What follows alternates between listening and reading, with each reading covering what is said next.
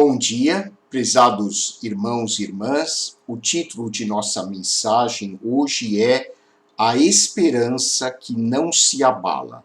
E o texto bíblico para a nossa reflexão está na carta de Paulo aos Romanos, capítulo 4, versículos 13 a 25. Assim diz a palavra de Deus. A promessa de que Abraão e seus descendentes herdariam toda a terra não se baseou em sua obediência à lei de Deus, mas sim no fato de ele ter sido considerado justo quando teve fé. Portanto, se a herança prometida é apenas para aqueles que obedecem à lei, a fé é desnecessária e a promessa anulada. Pois a lei traz ira sobre aqueles que tentam obedecer a ela. A única forma de não quebrar a lei é não ter lei nenhuma para quebrar. É por isso que a promessa vem pela fé, para que ela seja segundo a graça, e assim alcance toda a descendência de Abraão, não somente os que vivem sob a lei, mas todos que têm fé como a que teve Abraão. Pois ele é o pai de todos que creem. Conforme aparece nas Escrituras, eu o fiz pai de muitas nações. Isso aconteceu porque Abraão creu no Deus que traz os mortos de volta à vida e cria coisas novas do nada. Mesmo quando não havia motivo para ter esperança, Abraão a manteve, crendo que se tornaria o pai de muitas nações. Pois Deus lhe tinha dito, esse é o número de descendentes que você terá. E sua fé não se enfraqueceu, embora ele soubesse que aos 100 anos, seu corpo, bem como o ventre de Sara, já não tinham vigor. Em nenhum momento a fé de Abraão na promessa de Deus vacilou. Na verdade, ela se fortaleceu, e com isso ele deu glória a Deus. Abraão estava plenamente convicto de que Deus é poderoso para cumprir tudo o que promete. Por isso, por sua fé, ele foi considerado justo. E quando Deus considerou Abraão justo, não o fez apenas para benefício dele. As Escrituras dizem que foi também para nosso benefício, pois elas garantem que também seremos considerados justos por crermos naquele que ressuscitou dos mortos, a Jesus, nosso Senhor. Ele foi entregue à morte por causa de nossos pecados e foi ressuscitado para que fôssemos declarados justos diante de Deus. Oremos. Santo Deus, nosso Pai, nós te agradecemos por esta passagem bíblica que é libertadora, que possamos compreender o significado desta fé que Abraão depositou em ti e que possamos reproduzir em nossas vidas este mesmo padrão de comportamento. Pedimos também o perdão dos nossos pecados e que o teu Santo Espírito nos ilumine na compreensão da tua palavra. Nós te agradecemos, querido Deus, em nome de nosso Senhor e Salvador Jesus Cristo. Amém. Querido amigo e amiga, como está a sua esperança? A sua esperança na vida, no mundo e em você mesmo? Como está a sua esperança na sua família, nas suas relações sociais? Como está a sua esperança no trabalho? O poeta grego Píndaro escreveu que a esperança é doce, nutriz da velhice e rege soberana o espírito volúvel dos homens. A esperança tem sido simbolizada em nossa cultura pela âncora. aquele dispositivo que mantém o barco firme nas águas, mesmo quando as ondas são violentas. A esperança, assim como a âncora, mantém o ser humano estável, mantém o ser humano firme em meio às tribulações da vida. A esperança é capaz de manter a pessoa tranquila, mesmo quando as circunstâncias são adversas.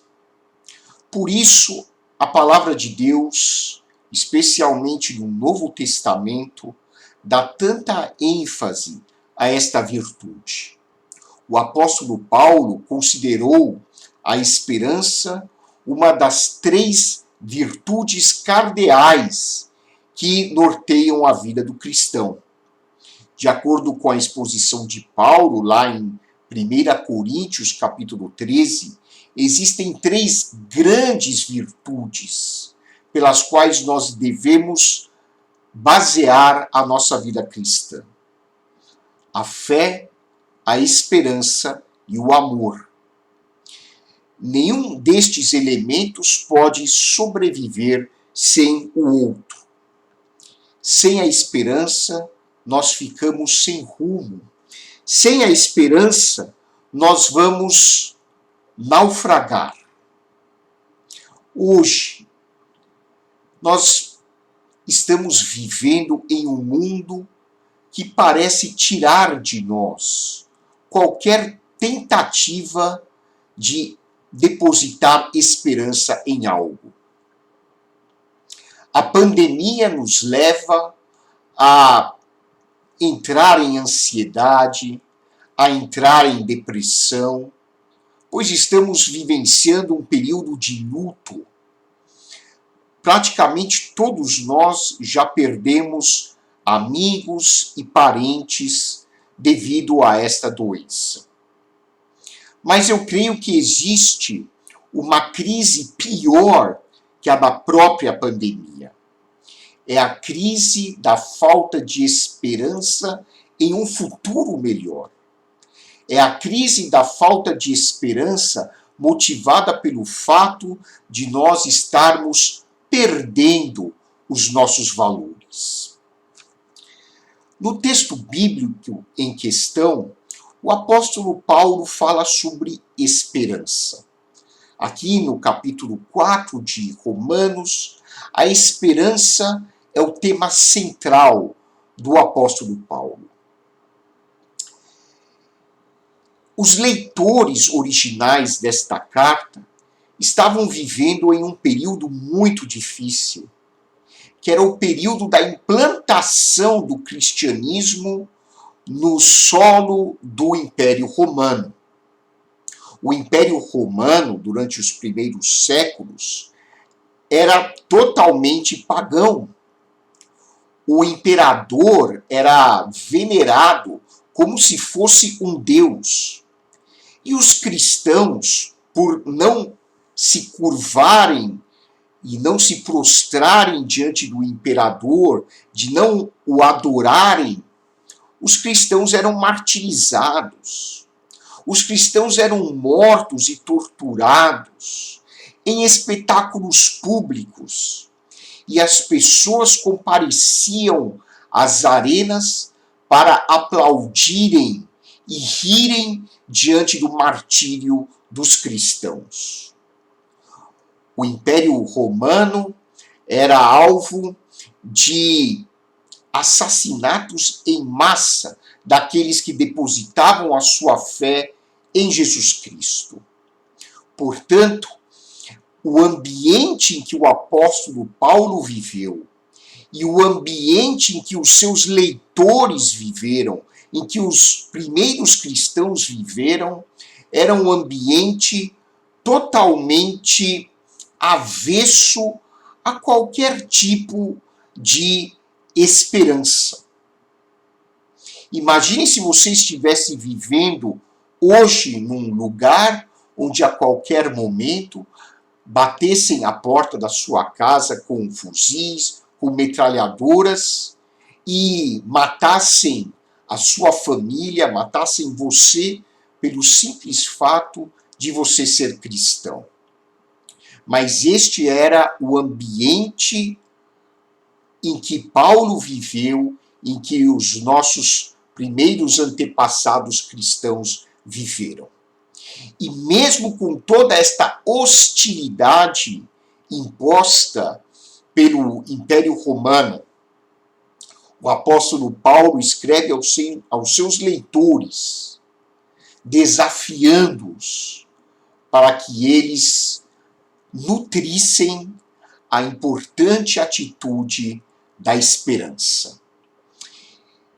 Então vamos mergulhar neste texto e descobrir como é possível viver com esperança em um mundo onde quase tudo à nossa volta parece não ter sentido.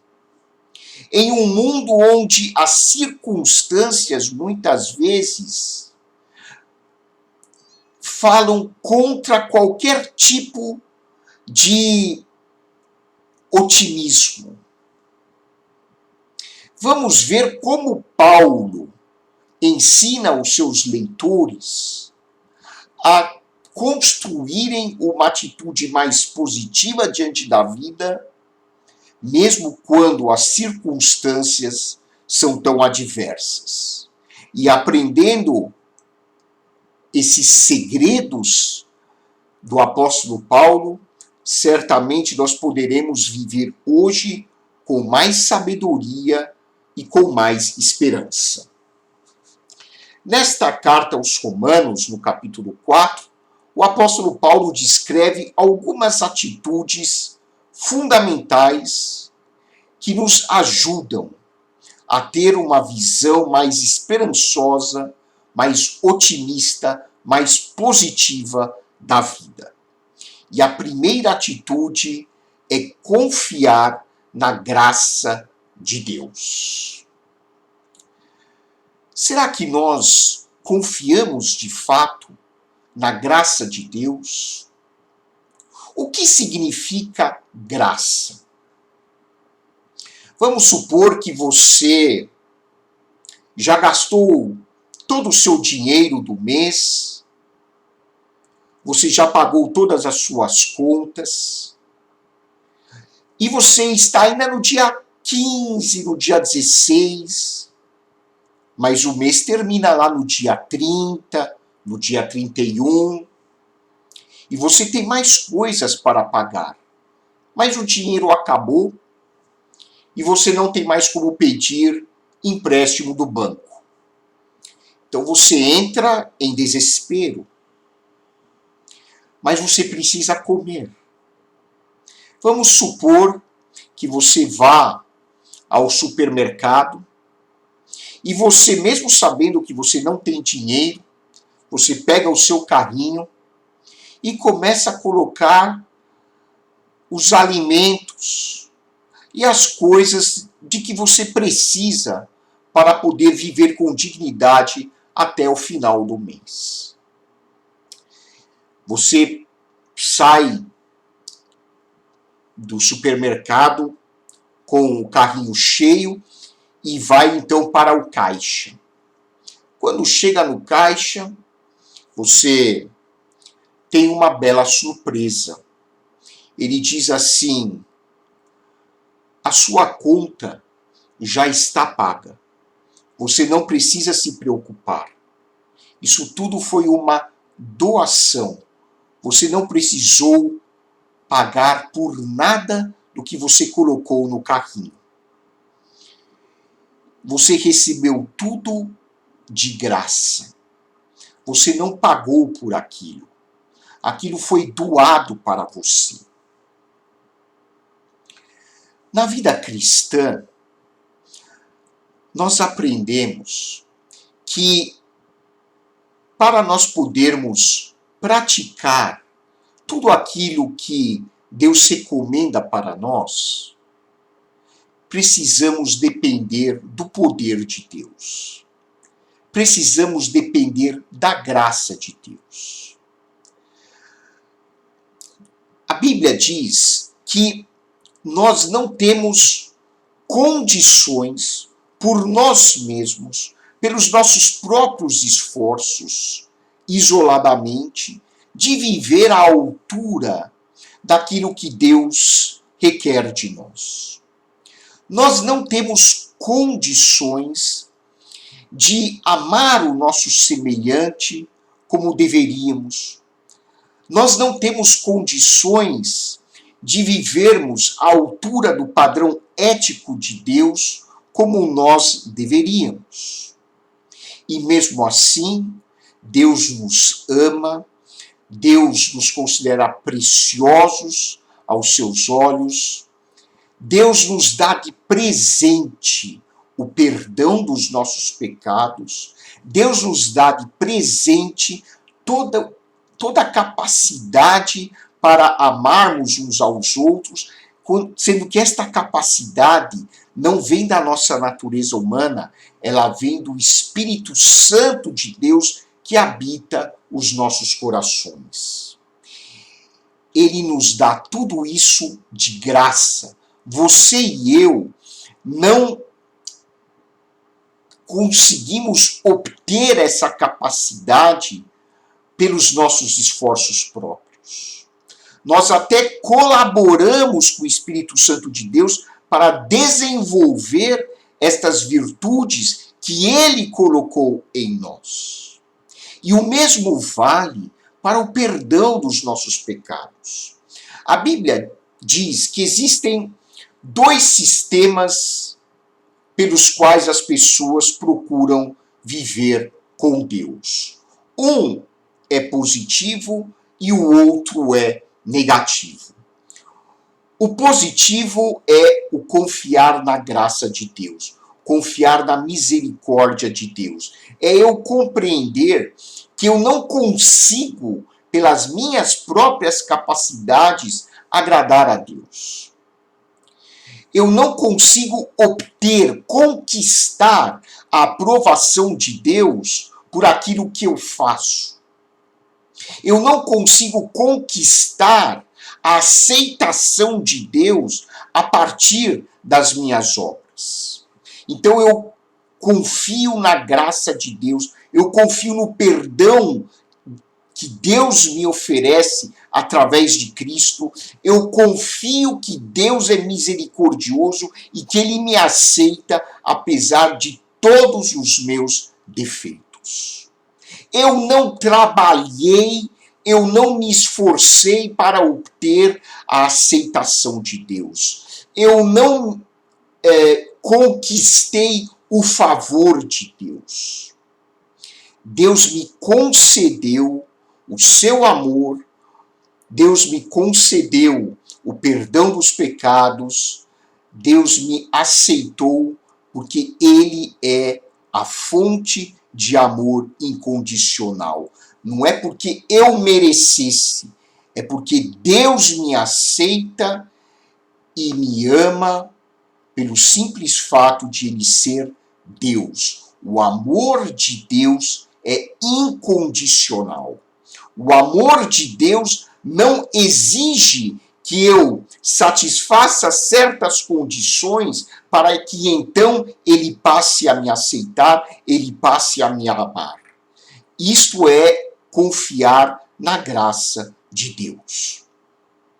E o outro sistema que é negativo é o que a Bíblia chama em linguagem religiosa, linguagem teológica, de tentar agradar a Deus pela lei.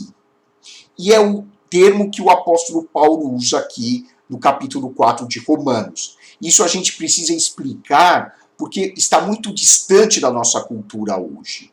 Quando Paulo critica o tentar agradar a Deus pela lei, hoje essa linguagem parece não fazer muito sentido, porque se hoje eu desobedeço a lei, eu sou punido e com razão. Então, o que o apóstolo Paulo quer dizer quando ele fala que nós não devemos procurar nos aproximar de Deus pela observância pela obediência à lei. Havia uma compreensão equivocada em alguns segmentos da religião judaica da época, de que Deus só me aceita, Ele só me ama, Ele só me aprova se eu obedecer de forma perfeita às exigências da religião. Então, eu preciso me esforçar para obedecer a uma série de regulamentos religiosos, e se eu não conseguir obedecer a esses regulamentos, então Deus não me aceita, Deus não me ama, Ele me reprova e eu não posso andar em comunhão com Deus.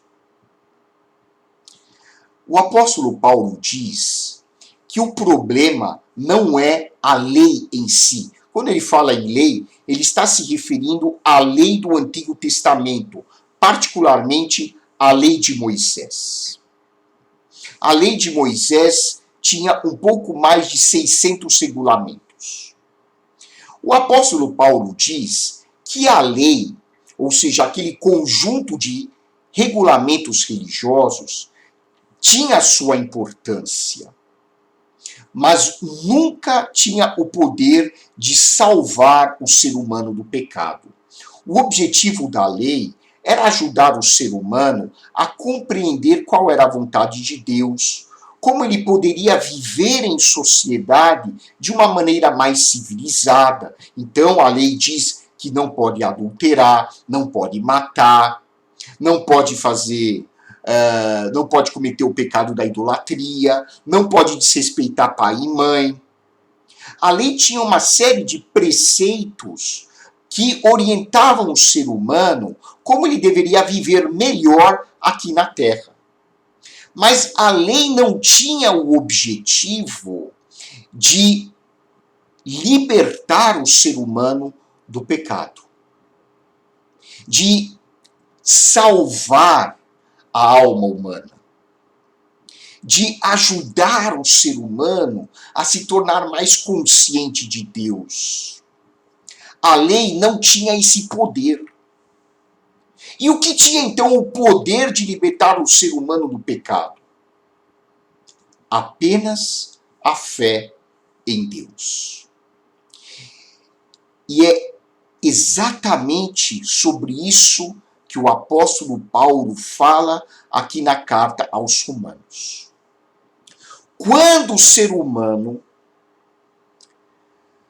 procura obter a salvação de Deus, especialmente o perdão dos seus pecados, fazendo coisas, obedecendo a uma série de regulamentos religiosos, o ser humano vai entrar num mar de frustrações.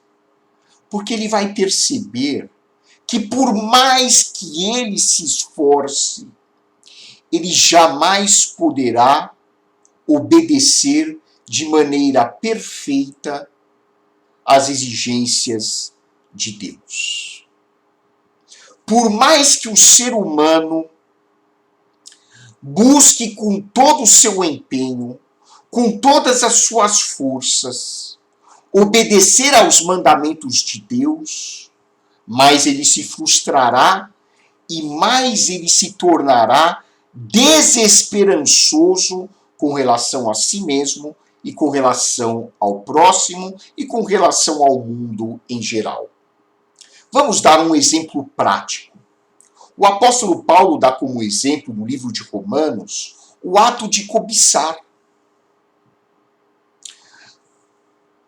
O 10º dos 10 mandamentos da lei de Moisés, estamos nos referindo especificamente aos 10 mandamentos da lei, havia muito mais mandamentos, mas os mais importantes eram os 10 mandamentos. O 10º mandamento dizia assim: não cobiçarás. E o apóstolo Paulo descreve no livro de Romanos que quando ele era um profundo seguidor da lei judaica, e não conhecia nada sobre o Evangelho de Cristo, quanto mais ele procurava não cobiçar, mais ele cobiçava. E ele chega num momento em que ele entra em desespero. Ele diz assim: chegou um momento da minha vida em que eu não sabia mais o que fazer. Isso está lá no capítulo 7 de Romanos. Como que eu vou conseguir ter o poder de não cobiçar? Esse poder não está em mim. A lei diz que eu não devo cobiçar, mas quanto mais eu leio essa lei, quanto mais eu me empenho em não cobiçar, mais eu percebo que a cobiça está no meu coração. Ou seja, Paulo percebeu que pela obediência à lei, ele não conseguiria a salvação do pecado. Não estava nele. Não era alcançável pelo esforço humano o buscar se libertar da cobiça. Porque a lei, o regulamento, apenas nos ajuda a perceber que o pecado está dentro de nós. E o que o apóstolo ensina aqui no livro de Romanos é que o ser humano não é salvo pela obediência aos regulamentos religiosos. O ser humano não consegue ser salvo do pecado quando tenta se aproximar de Deus pelo esforço humano, pela obediência cega aos rituais, pela tentativa de observar o padrão ético de Deus a partir do seu esforço próprio. O ser humano só é salvo do pecado quando ele se conscientiza de que ele é pecador e passa a confiar no amor incondicional e na misericórdia de Deus. E a partir do exemplo de Abraão, o apóstolo Paulo então mostra que Abraão tinha uma firme esperança em Deus, porque ele confiava no amor de Deus, ele confiava na presença de Deus, ele confiava na graça de Deus, ele confiava na compaixão de Deus, ele confiava na amizade de Deus. Isso não significa que a lei religiosa seja ruim. Ela é simplesmente ineficaz para salvar o ser humano do seu pecado. Mas a lei tem a sua importância. Quando eu leio, por exemplo, nos 10 mandamentos, que eu não devo adulterar, que eu devo respeitar pai e mãe, que eu não devo usar o nome de Deus em vão, isso é útil, isso me ensina qual deve ser o meu alvo em termos de comportamento. Mas eu não vou transformar esta lei num meio para obter a aceitação de Deus. O meio para eu me conscientizar da aceitação de Deus é entendendo que Deus é amor, Deus já me aceitou e ele mostra essa verdade por meio de Cristo. Jesus Cristo é a evidência plena de que você e eu somos aceitos por Deus, porque ele nos ama incondicionalmente. Quando Cristo morre na cruz pela humanidade, quando Cristo derrama literalmente o seu sangue, mostrando o ápice da violência humana contra Deus, ele está nos mostrando que Deus nos aceita e nos ama, apesar de todos os nossos erros. Por isso que o apóstolo Paulo declara aqui, no capítulo 4, a promessa de que Abraão e seus descendentes herdariam toda a terra não se baseou em sua obediência à lei de Deus. Não se baseou. Mas sim no fato de ele ter sido considerado justo quando teve fé. Esse é o primeiro passo para nós termos esperança. É compreender que nós somos declarados justos por Deus quando confiamos no seu amor. Você confia no amor de Deus? Você confia na compaixão de Deus? Você confia no fato de que Deus aceita você do jeito que você é? Você não precisa usar máscaras de santidade. Você não precisa adotar determinados tipos de comportamento para Deus passar a amá-lo. Ele já te ama. É importante você agir com ética. Isso é bom para você, é bom para o seu semelhante, é bom para nós vivermos fraternalmente em sociedade. Mas não é isso que salva você. O que salva você da sua alienação, o que me salva do pecado que habita em mim, é eu confiar de que existe um Deus que me ama incondicionalmente. Isso é viver pela graça. Em segundo lugar, para eu viver com esperança, é importante eu acreditar nas promessas de Deus. E o apóstolo Paulo aqui diz assim, no versículo 17, conforme aparece nas Escrituras, eu o fiz pai de muitas nações. Isso aconteceu porque Abraão creu no Deus que traz os mortos de volta à vida e cria coisas novas do nada. Certa vez, Deus apareceu a Abraão e disse a ele, você vai ser pai de muitas nações. E os anos se passavam e Abraão não conseguia ter filhos com Sara. 50 anos e nada, 60, 70, 80, 90 anos e Abraão ainda não tinha filhos. Abraão, do ponto de vista biológico, já não tinha mais condições de gerar filhos com Sara. Ele já estava com 100 anos e Sara com 90. Eles não tinham mais condições de ter filhos. Mas a Bíblia diz que a fé de Abraão, o seu otimismo, não foi abalado. Por quê? Porque Abraão pensava assim, se Deus prometeu que eu seria pai de numerosas nações, isso vai se realizar de algum modo. Não depende de mim, depende de Deus. Ele prometeu.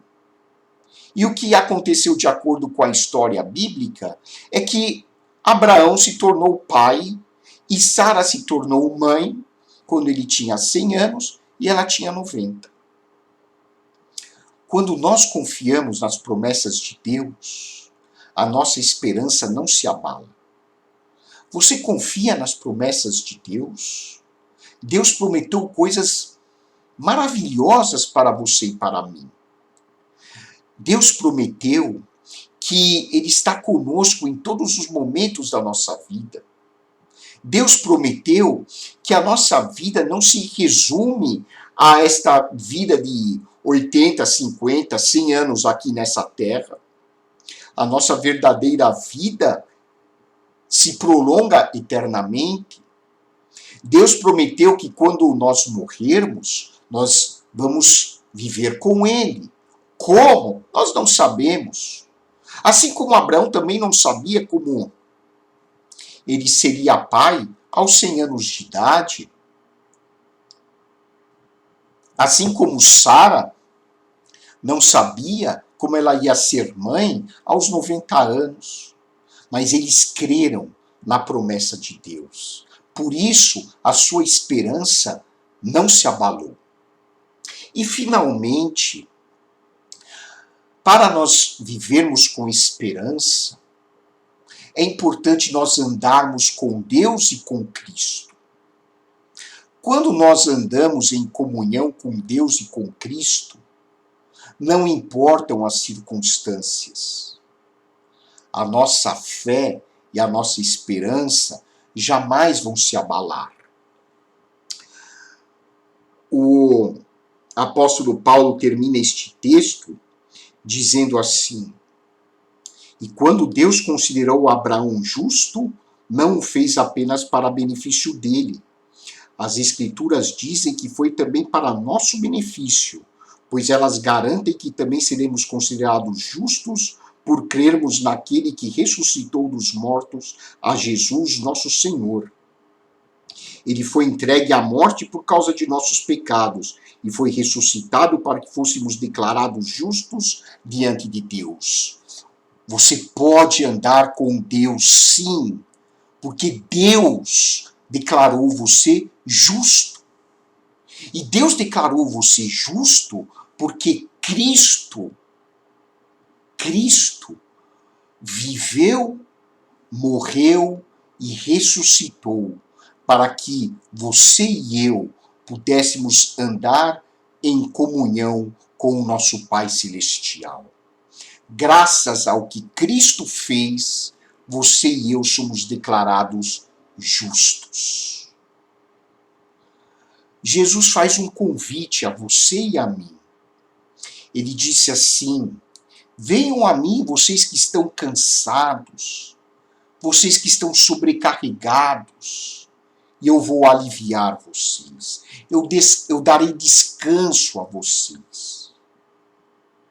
Você está cansado, você está sobrecarregado, você perdeu amigos, perdeu parentes por causa do Covid, você está com problemas financeiros, você está com problemas conjugais, com problemas familiares, está enfrentando crises no trabalho, você perdeu o emprego, você não vê mais esperança na sua vida?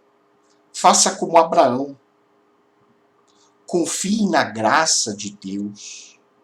Confie nas promessas de Deus. Confie na presença de Deus na sua vida. Deus está com você e Cristo está com você. Que esta consciência da graça de Deus em nossas vidas e que a fé em Cristo nos ajude sempre a viver com uma esperança inabalável em Deus. Que Deus abençoe a sua semana, abençoe a sua vida. E que a graça de nosso Senhor e Salvador Jesus Cristo, o amor de Deus, o nosso Pai, e a comunhão do Espírito Santo sejam com todos vocês, agora e para sempre. Amém.